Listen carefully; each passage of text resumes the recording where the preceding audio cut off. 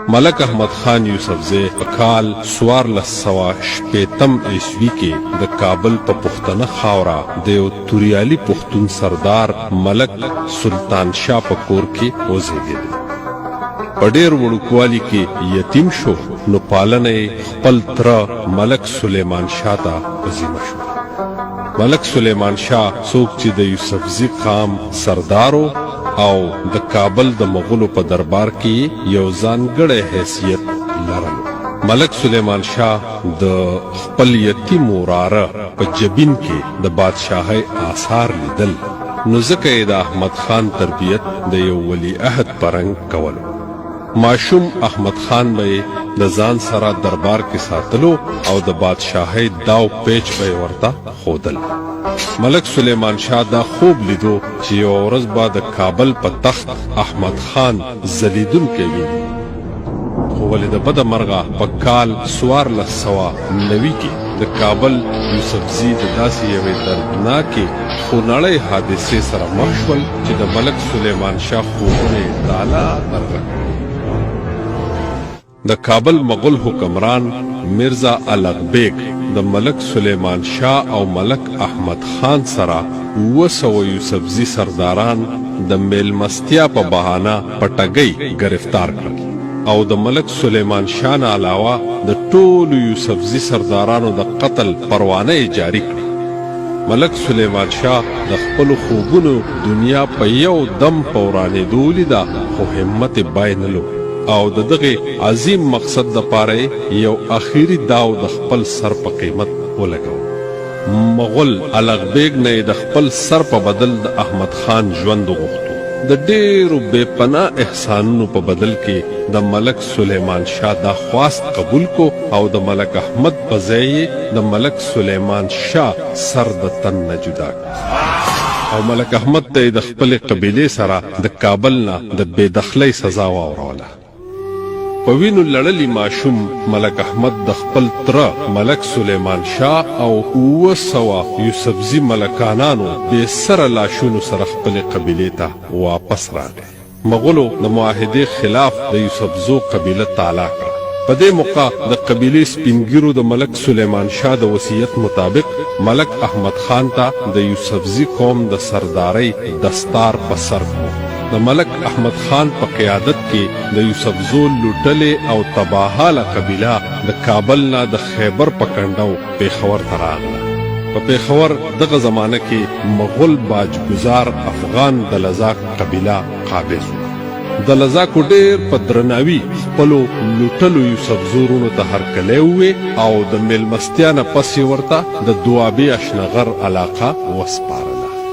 وروستو یې انبار او باجوړ هم یوسفزو ته وبخل. د یوسفزو ستړې او تباهاله قافلې په دوابه کې مستقل پړاو وکړو.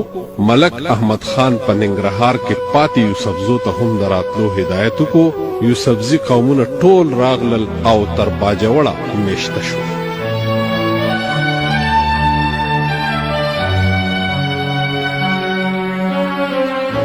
چې کله یوسفزي دمه شول نو ملک احمد خان د خپل تورزن او نوموړي تره ملک سلیمان شاه شهید هغه لیدلی خوب ته د تعبیر ورکولو مضبوطه اراده وکړه چې د پښتون قام دپاره یو آزاد او خپلواک ریاست حاصل کړي چې پښتانه پکې په امن، ازادۍ او خوشحالۍ ژوند تیر کړي شي.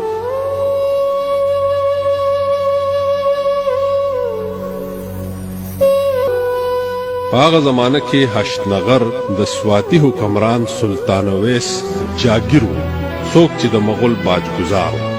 ملک احمد خان د خپل عظیم مقصد حاصلولو د جدوجهد آغاز په کال 1510 عیسوي کې په هشتنغر د حملې نه وکړ.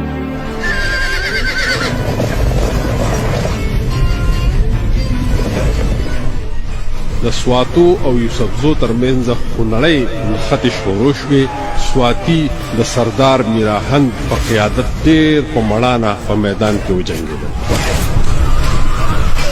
خو ولې د ملک احمد خان د فولادي عزم په لار کې مستقل خنډ نه شوه او د دغه جنګونو خاتمه د سواتیانو په ماتې میراهند شکست وخوړو او د اشنغر نه د ملکنډ په لوري په تیښته لاړ. ملک احمد خان د میراهند تعقب تر ملکنډ او شیرخانې وکړو. یوسفزو د ملکنډ نه تر اشنغر علاقه قبضه کړه.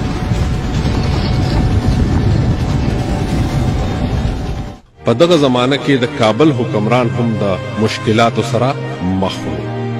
یوسفزو ته مخ آزاده وه. د اشنغر د فتح کولو سره د یوسفزو حوصلې نورې هم اوچتې شوې.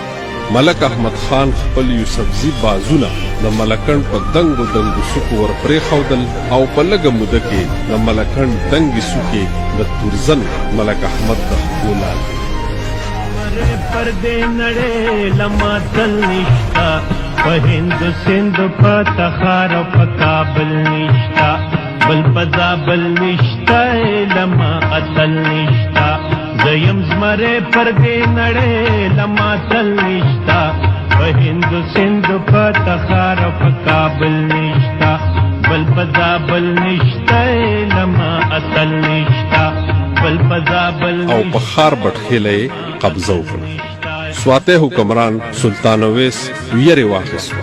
خپل ټول طاقت یې د تاڼې په مرکز راجمع کو او د خپلې بقا د اخري جنگ تیاری شروع. غشي د منځ برېښنا په میر سمنو باندې په جوبلیونم یرغالم په تختیدونو باندې. بلخوا تورزن ملک احمد او د هغه سربازانو د سوات په خاوره د قبضې کولو فولادي عزم لرل. په جوبلیونم یرغالم په تختیدونو باندې په ماتېدونو باندې لما اتل نشتا. 1515 عیسوي کې د یوسفزو او سواتی حکمران ترمنځ خونړي جنگونه وشول.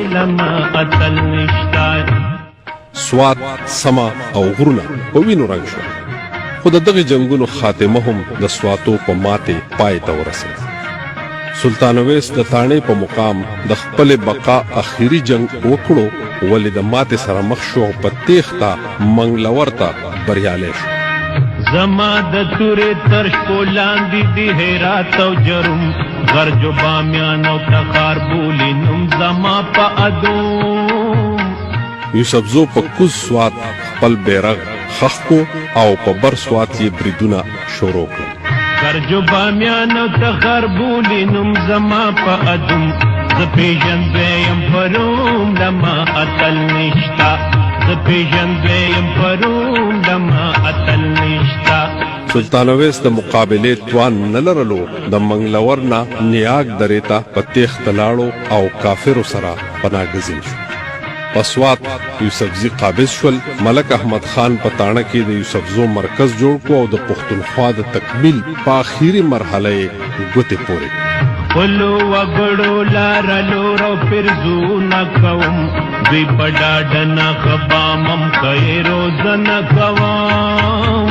قسمت هم د غیرتمند ملک احمد خان ملګرتیا کوله. دوی په ډاډه نه خبامم ښې روزنه کوم. تلې ودنه کوم لما اتل نشتا. تلې ودنه کوم لما اتل نشتا. په دغه زمانه کې د مردان په کلپاڼۍ کې د لزاکو زلمو د یوې یوسفزۍ پیغلې پړوني ته لاس واچو چې پرې ټولې یوسفزۍ قبیلې سره لمبه شوې. ملک احمد د دلزاکو نه دغه مجرمانو زلمو ته د سزا ورکولو مطالبه وکړه ولې دلزاک قسمت وهلي د یوسفزو د زور او ارادو نه بې خبره د خپل طاقت په نشه کې مست د صلح په ځای جنگ ته تیار شو. تورزن ملک احمد خان هم د دې موقع په لټون.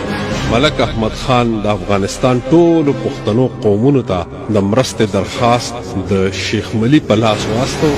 په لویه پیمانه د یو تاریخي جنگ تیاری شو. د لزاکو هم خپلې لښکرې جمع کړې او د شهبازګړۍ په مقام جنگي اجتماع وکړه. د پیښور، چچ، هزارې، صوابۍ، مردان د لزاک د یوې جنډې لاندې راجمع شو. بلخوا یوسفزي د ملک احمد خان په قیادت کې د کاټلنګ په مقام خیمه‌زن شو. د یو تاریخي جنگ دپاره میدان جوړ شو. دا جنگ د دواړو قومونو دپاره د ژوند او مرګ خبره وه. د لزاک چې په دې ځمکه د 1500 کالو راسې آبادو، نن د هغوی د مستقبل فیصله د دې جنگ په نتیجه وه. بلخوا د شهید ملک سلیمان شاه د ارمانونو او د ملک احمد خان د پښتونخوا د خوب تعبیر هم په دې جنگ کې دوام لرل. د یوسفزو د مدد دپاره د افغانستان نه په ګڼ شمېر افغان قامونه د شیخ ملي په قیادت کې کاټلنګ ته راورسېدل. هر طرف ته یره ترهه خوره وه، هر طرف نه امدادي لښکرې را روانې وې. په 14 اپریل کال 1500 عیسوي کې د نورخاته سره د لزاکو د جنگ نغاره وغږېده. د لزاکو زلمو تکړه ډله په شتاب شتاب د کاټلنګ په لور روان شو چې جوش او جذبه یې د لیدو قابله. بلخوا د یوسفزو لښکرې د ملک احمد خان په قیادت کې د مقابلې دپاره په حرکت کې راغی. د یوسفزو سورو چابک ټولګې د سلیم خان او گجو خان نومې زلمو په قیادت کې د دلزاکو هراول ډغرې له ور وړاندې شو. د ګدر په مقام دواړه طوفاني دستې یو بل ته مخامخ شوې. یو خونړۍ نښته وشوه.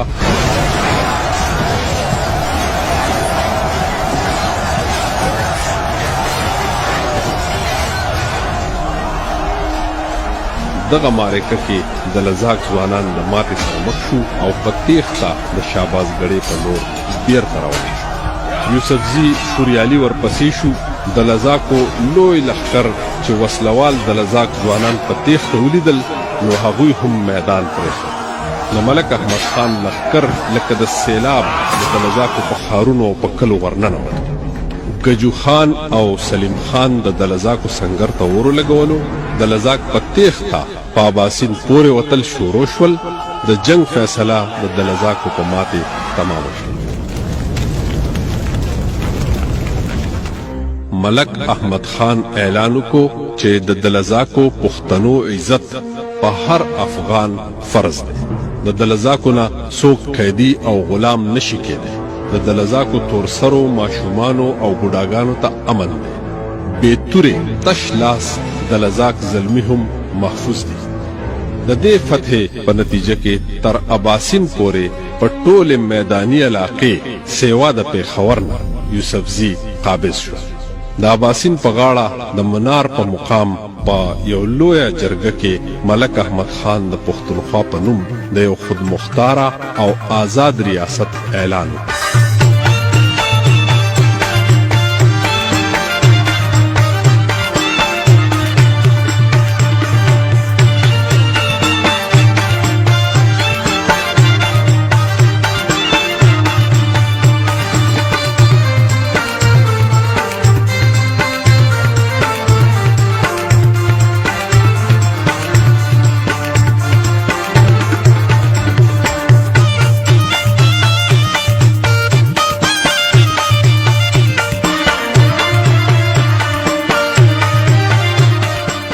او د ملک سلیمان خان هغه خوب ته عملی شکل ورکو د کوم مقصد د پاره چې ملک سلیمان شاه او 200 یوسفزي سردارانو خپل ځانونه قربان کړي.